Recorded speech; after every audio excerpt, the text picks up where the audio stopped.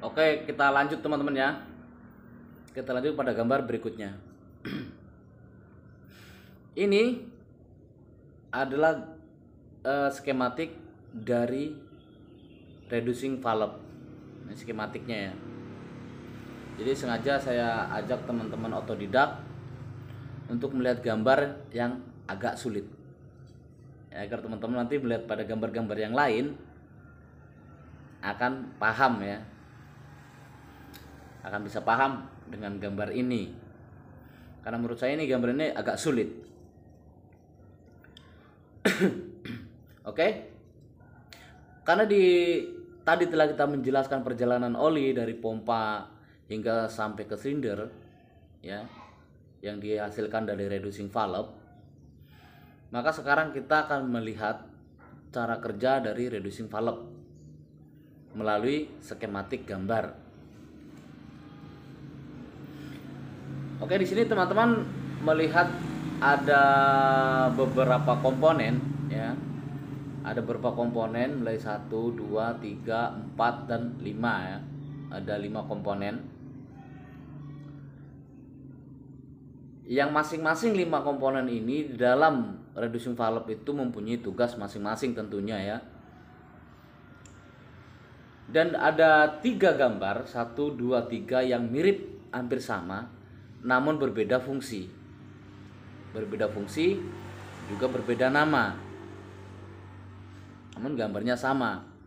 Cara kerjanya juga sama. Baik. Jadi di sini akan saya jelaskan dulu gambar dari yang ini ya, karena yang sama itu ada 3 ini ya. Yang sama itu ada 3, maka saya jelaskan dulu yang ini agar teman-teman otodidak pada saat melihat gambar seperti ini di skematik, di buku itu menjadi paham.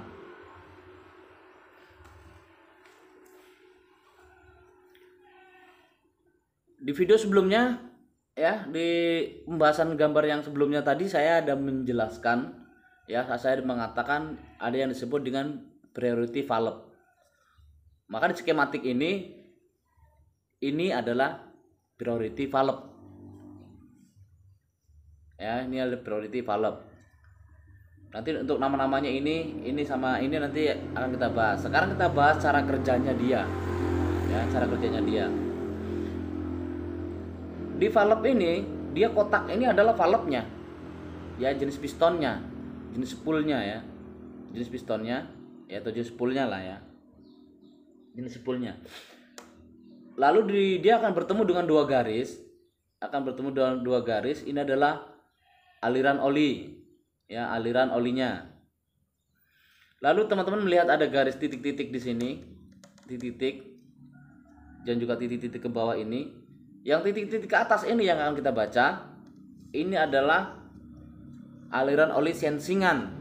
Ya, sensingan.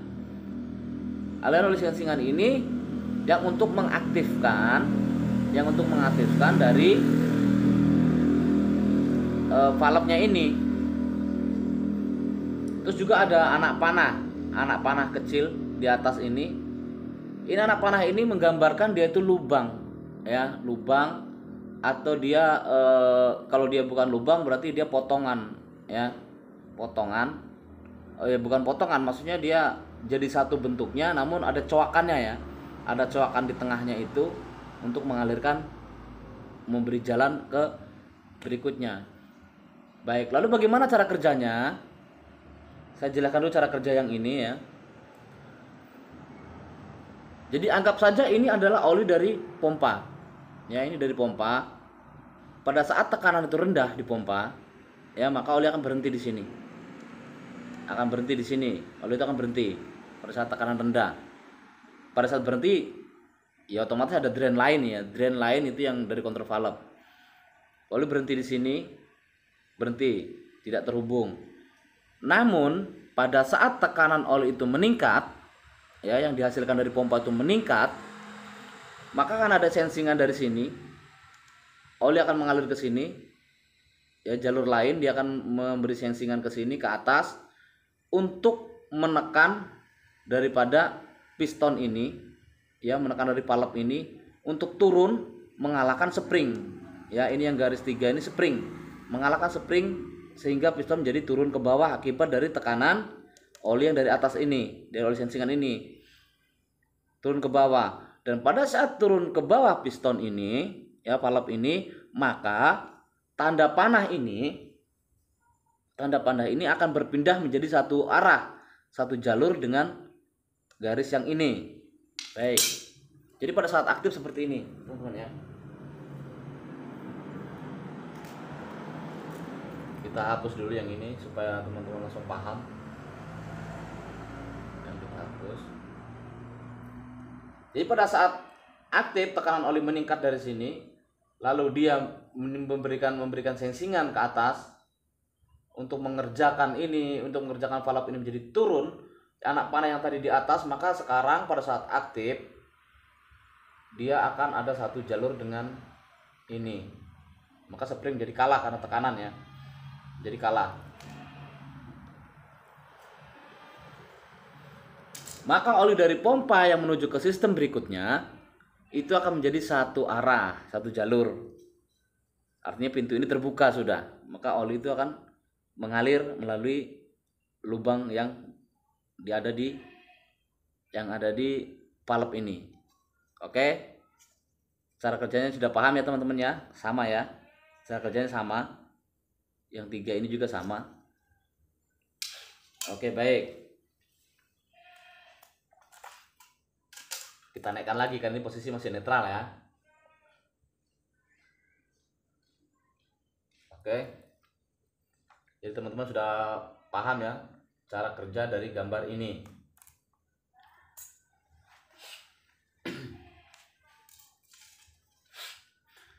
Terus di sini juga teman-teman ada melihat gambar segitiga. Ya, gambar segitiga ada titik-titiknya, ini gambar screen ya. Dia menandakan filter ya, penyaring. Sama juga di sini ada wajik ini ya, gambar kotak wajik ini.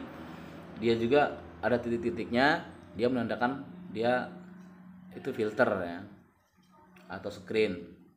Terus di sini ada huruf C yang berhadapan punggung ini. Ini adalah tanda orifice. Ya, tanda orifice.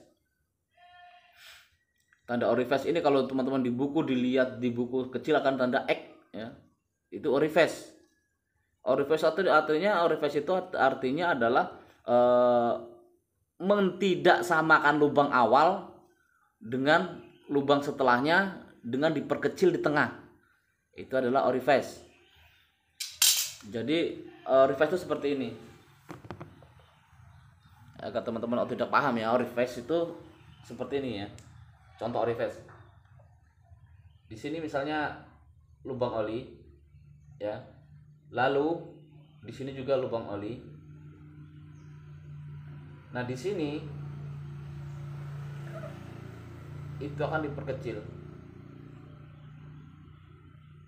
Oli yang mengalir dari sini nanti diperkecil di lubang ini ya. Oke? Setelah diperkecil di sini, lah baru dialirkan ke sini ya. Mengalir tetap aja, cuman diperkecil. Jadi kayak ada penampang di sini ya. Kayak ada tahanan, cuman tidak ditahan karena dia masih ada lubang. Oke.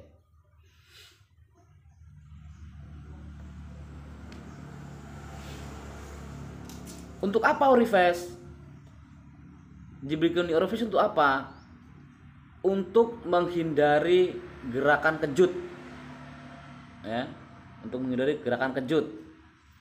Jadi kalau dia dibikin orifice itu gerakannya lebih lembut. Oke?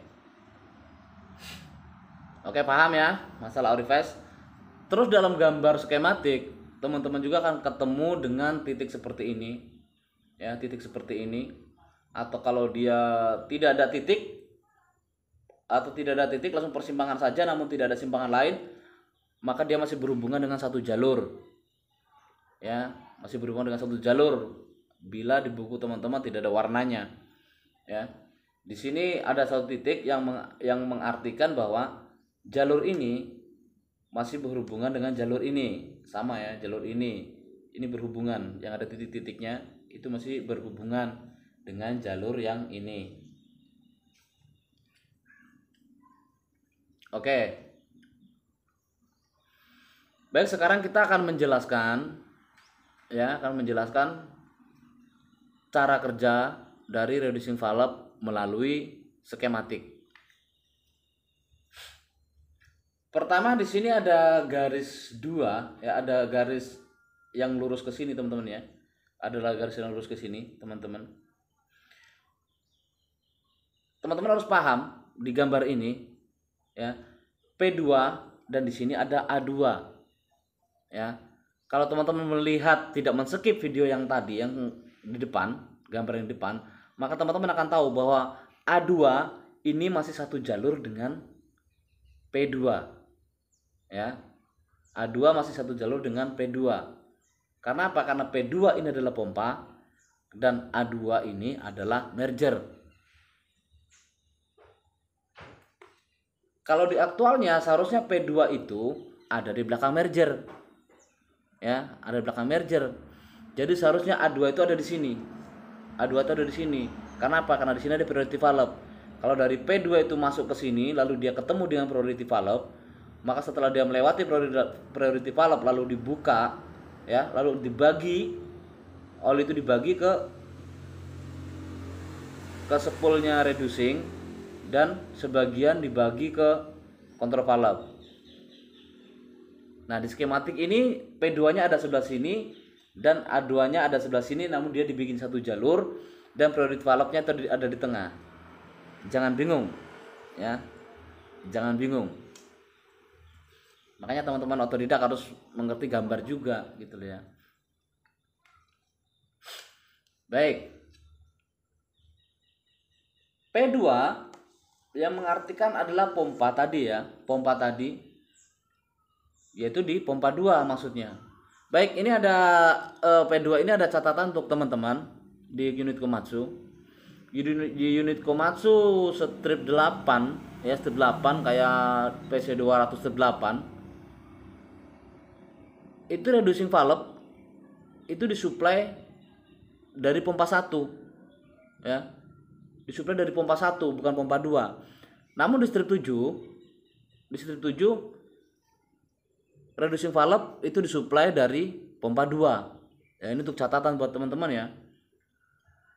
Untuk diingat saja bahwa kan ada 2 lubang ya.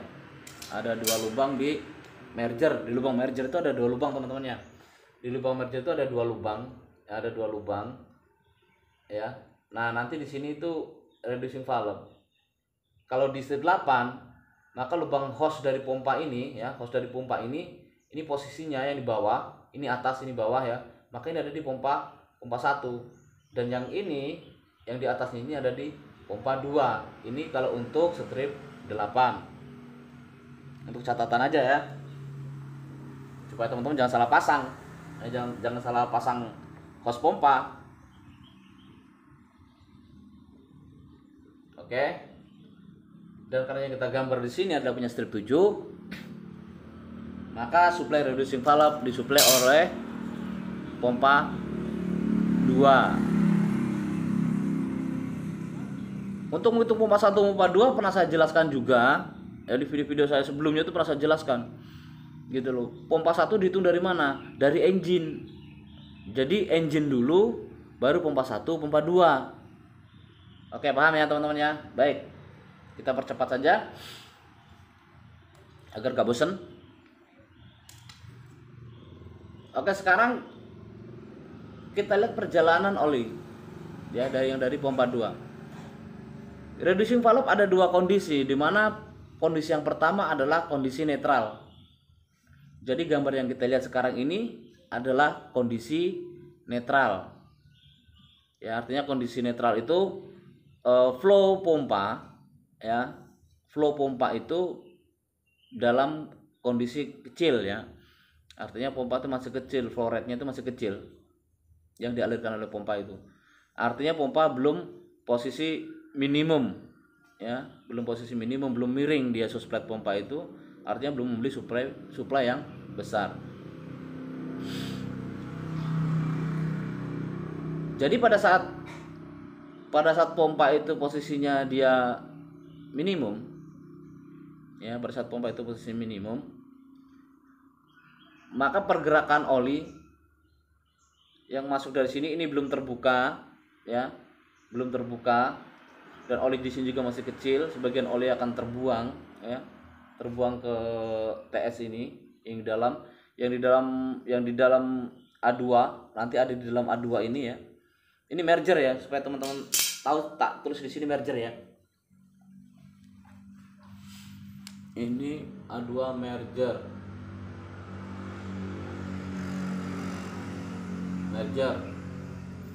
TS ini drain.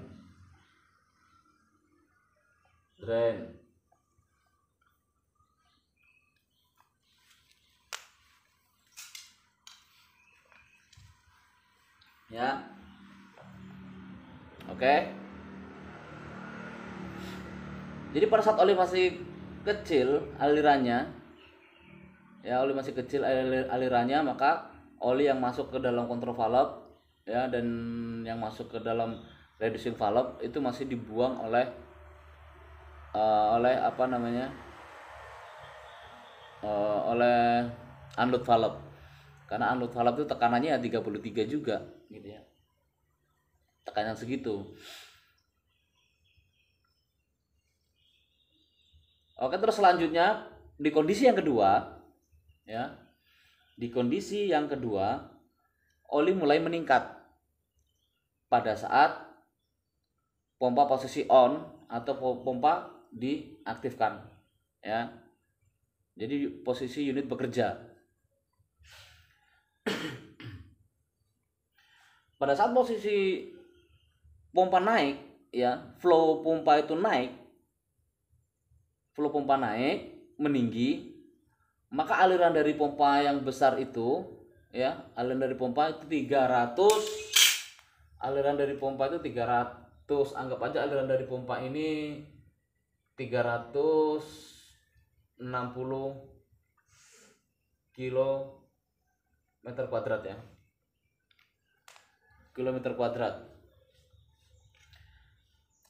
Pada saat tekanan pompa menjadi naik, ya, pompa menjadi naik, priority valve memberi jalan ke merger divider. Berarti ini berpindah, panah ini berpindah, ya. Panah ini berpindah menjadi satu arah dengan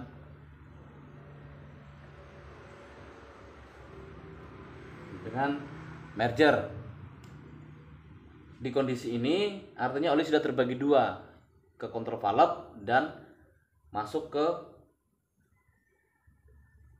reducing valve, ya. Ini saya tulis priority valve, ya,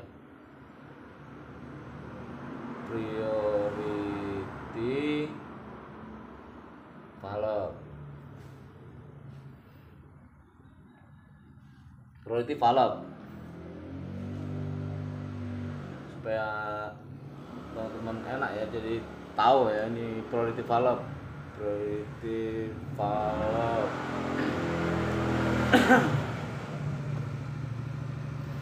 Priority valve, oke. Jadi priority valve pada saat tekanan 360 itu sudah mencapai 360, maka tekanan dari priority valve menjadi satu arah dan mengalir ke merger divider terbagi dua ke kontrol valve dan ke reducing valve. Baik. Lalu yang mengalir ke reducing valve, ya, tekanan 360 tadi mengalir masuk ke sini melewati screen, ya, ketemu dengan spool ini, ya, dengan main spoolnya reducing valve, main spool, ya, ini, ya, main spool ketemu dengan main spoolnya valve reducing, ya, maka posisi jalur oli ini yang awalnya tertutup, ya, maka dia memberikan oli memberi sengsingan untuk mendorong spool turun ke arah kanan, mengalahkan spring. Dan pada saat posisi spring terkalahkan, maka posisi tekanan oli yang tadi turun ke sini itu akan berubah posisi menjadi di tengah. Yang awalnya kan di kamar 1, sekarang pindah ke kamar 2. Pindah ke kamar 2. Ya. Pada saat dia itu pindah ke kamar 2, artinya oli sudah terbuka di sini melalui orifice yang di tengah. Oli sudah akan mengalir ke sini, oli sudah mengalir ke sini, mengalir ke ruang sebelahnya piston, karena piston kan penghalang, dia mengalir ke ruang sebelahnya. Maka posisi dari jalur oli yang masuk ke safety valve, bukan safety valve ya, ke relief valve, ke reliefnya reducing itu, maka posisi ini juga menjadi berpindah, ya, menjadi satu arah dengan ini, jadi satu arah, ya, menjadi satu arah. Kondisi sekarang yang spool ini tadi kan karena dia dapat sensingan tekanan lalu dia mengalahkan spring, berarti posisi dari spool ini sekarang bergeser ke kanan ya. Nah, dia bergeser ke kanan, spool ini bergeser ke kanan. Artinya ruangan oli dari sini berpindah kamar ya. Nah, saat dia tuh berpindah kamar, tekanan dari sini maka dia akan berubah menjadi 27 atau 35, kita anggap aja 35 ya. Jadi 35 kilo ya.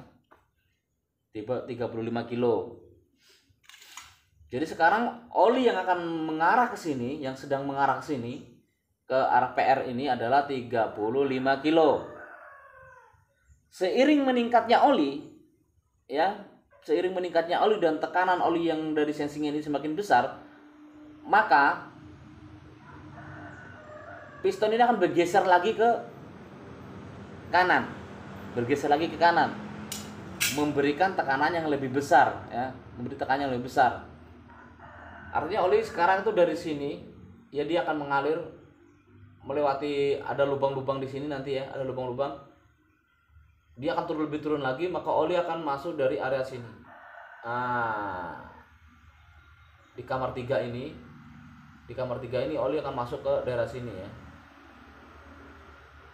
Oli akan masuk dari tekanan oli yang di sini, dia akan mengisi ke sini, dia mengisi ke ruangan ini, lalu dia juga akan mengantar ke sini. Pada saat ini tekanan oli menjadi meningkat. Anggap saja kalau pertamanya dia itu di 35 kilo, maka dia akan meningkat ya. Kalau di sini 35 kilo berarti sekarang tahanan relief ini ya. Relief ya sama 35 kilo. Pada saat tekanannya meningkat, misalnya menjadi 40 kilo, maka tentu penambahan dari 5 kilo itu akan dibuang oleh relief ya. Dia di sini dia bertahan 35, pada saat tekanan dia itu meningkat ya, dari sini meningkat tekanannya menjadi 40 umpamanya ya. Di sini dia menjadi 40 kilo. Maka yang awalnya tadi tertutup, dia akan membuka. Akibat dari sensingan ini tadi menggeser anak panah menjadi ke tengah. Kita hapus ini supaya teman-teman paham ya, jangan kelihatan dua nanti. Menggeser anak panah menjadi ke tengah. Anak panah tadi menjadi ke tengah. Nah, tergeserlah spool ini ke tengah, maka yang 40 kilo tadi ya, akan terbuang 5 kilo ke bawah terus ke drain. Maka yang ada di area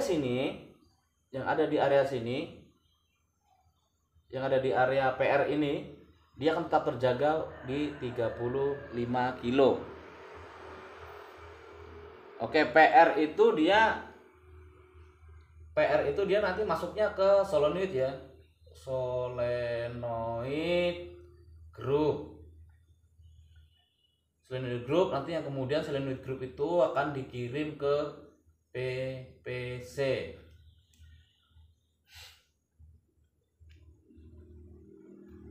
Ini P2 kita tulis main pump ya, supaya nggak bingung. Main pump.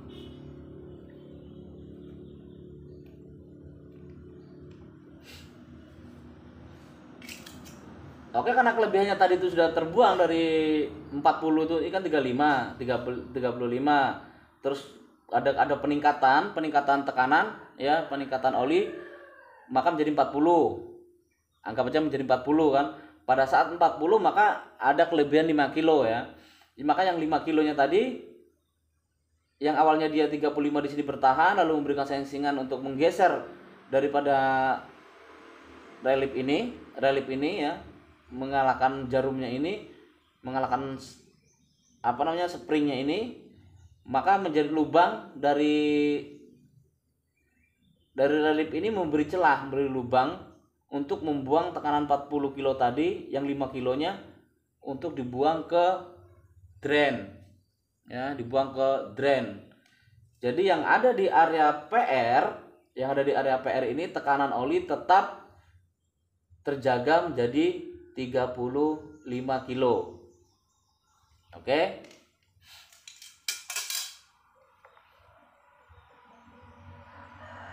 Oke, jadi relief sudah terbaca ya. Relief sudah terbaca.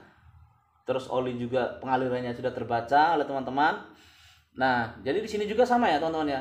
35 kilo yang di standby di sini juga 35 kilo. 35 kilo di sini juga. Ya kan ini satu jalur kan. Sudah keluar dari spool, artinya 35 kilo. Yang di belakang spool masih 350. Reducing valve itu tugasnya ya meredus ya, memperkecil tekanan. Memperkecil tekanan oli dari 360 diperkecil menjadi 35. 35. Nanti teman-teman ada yang ajasnya 27 ya. Ada yang 33.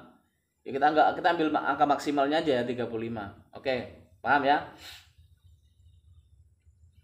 Jadi tekanan di sini tadi tekanan di sini lagi juga 35. Dia berhenti di sini 35. Dan ini belum terbuka. Ya. Baik. Kapan dia terbuka? Nah, di sini kita kasih nama ya, supaya nggak bingung. Di sini adalah safety valve. Safety valve.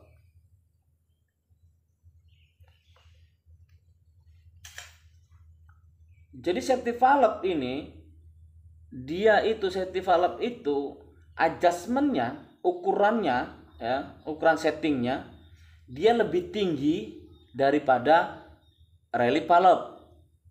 Jadi kalau misalnya relief valve ini dia adjustnya itu settingnya 40 kilo ya, 35 kilo ya, settingnya dia 35 kilo, maka lebih dari 35 kilo dia akan dibuang, 5 kilonya masuk ke drain. Maka berbeda dengan safety valve. Safety valve tekanannya di sini bisa mencapai 40 kilo. Ya, mencapai 40 kilo tekanannya di sini. Kapan dia bertugas? Safety valve bekerja pada saat terjadi kegagalan pada relief valve. Anggap saja misalnya di screen ini buntu. Ya, screen ini buntu. Mungkin kotoran atau gimana, dia buntu atau dia ngejim umpamanya, ya. Pistonnya ngejim, jarumnya ini ngejim. Maka untuk memberikan satu keamanan kepada PR agar arus tidak besar kepada PR, misalnya yang masuk ke sini tekanannya meningkat menjadi 50 kilo umpamanya. Maka karena setting daripada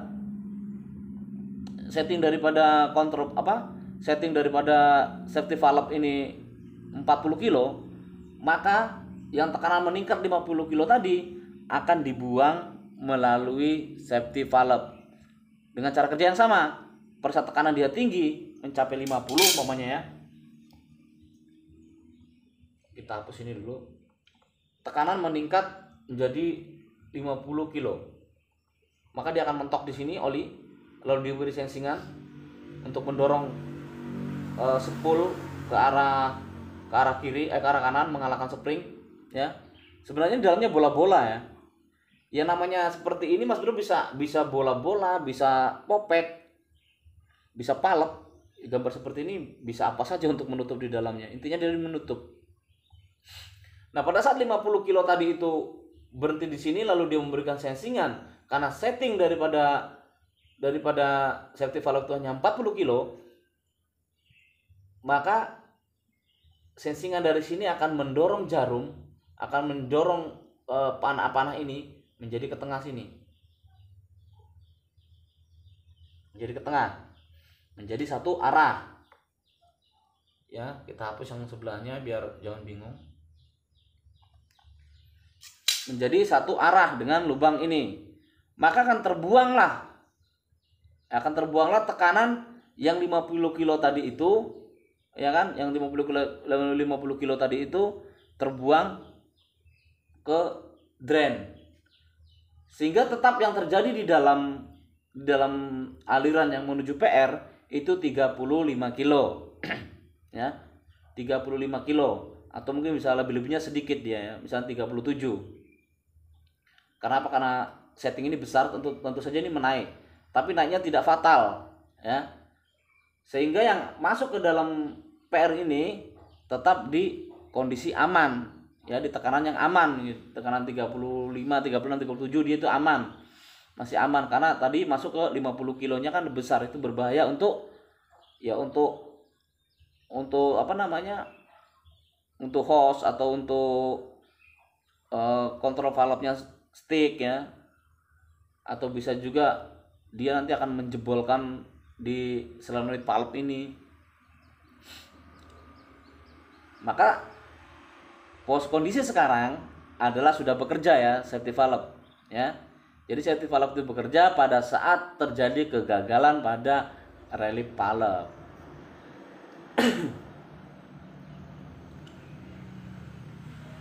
Baik teman-teman, juga di gambar sebelumnya ada sensingan yang di PPS2. PPS2 ini nanti akan menuju ke regulator pump ya. Kita sudah jelaskan tadi ya di gambar sebelumnya, ke regulator pump ya. Lalu untuk PP sendiri nanti dia akan masuk ke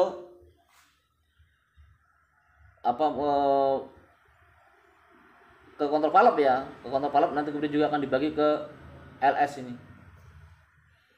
Oke, sampai sini teman-teman paham?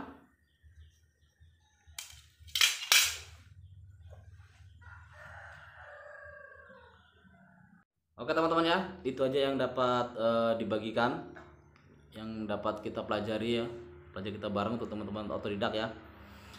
Baik, di sini saya ingin menambahkan sedikit ya penyebab daripada kerusakan-kerusakan ketidaknormalan, maksudnya ya, ketidaknormalan yang terjadi pada reducing valve yang berakibat kepada handle ya, yang dapat kita baca melalui handle, melalui joysticknya.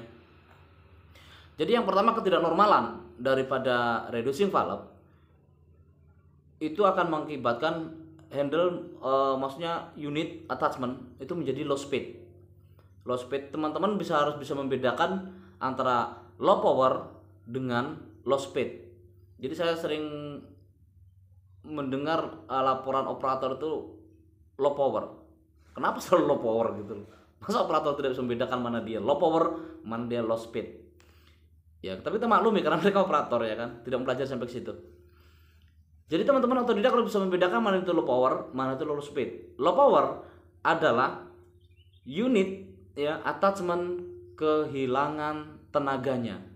Ya otomatis kalau sudah dibilang low power, pressure juga akan ikut turun ya. Pressure akan ikut turun. Jadi unit kehilangan tenaganya.